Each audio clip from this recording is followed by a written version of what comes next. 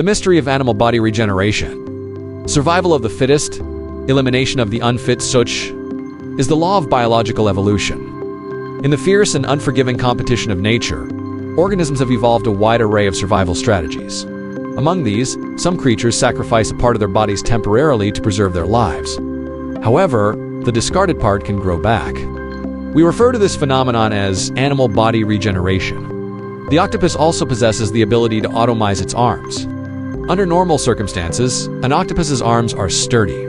When one of its arms is seized, the muscles of that arm contract spasmodically, causing it to break off cleanly as if cut by a knife.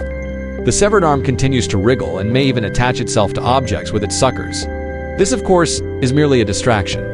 An octopus typically severs its arm at about 4/5 of its total length. After amputation, the blood vessels constrict vigorously and seal themselves to prevent bleeding at the wound.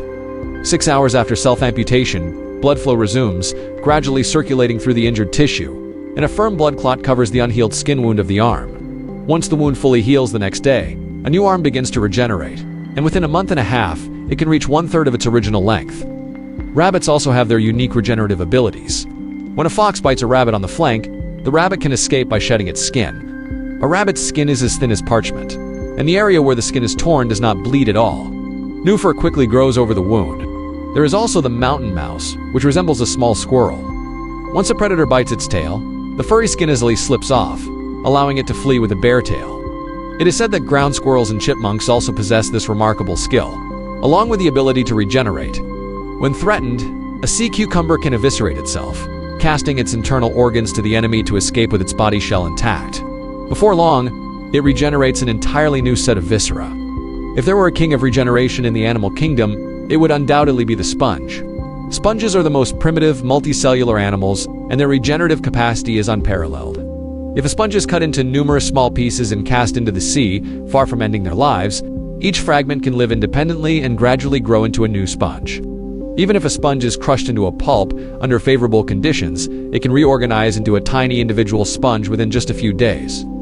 Studying the regenerative abilities of animals undoubtedly provides great inspiration for exploring the pathways of human limb regeneration. In his research, American scientist Becker discovered that when a salamander's amputated limb is in the process of regeneration, a bioelectric potential is generated. This potential gradually intensifies, as if an electrical current delivers a signal that triggers cell division at the end of the stump, forming new tissue and eventually growing into a new limb. Frogs, which cannot regenerate lost limbs, do not produce this electrical current. Becker also amputated the lower part of a rat's foreleg and applied an electrical current to the site. The experimental result was unexpected.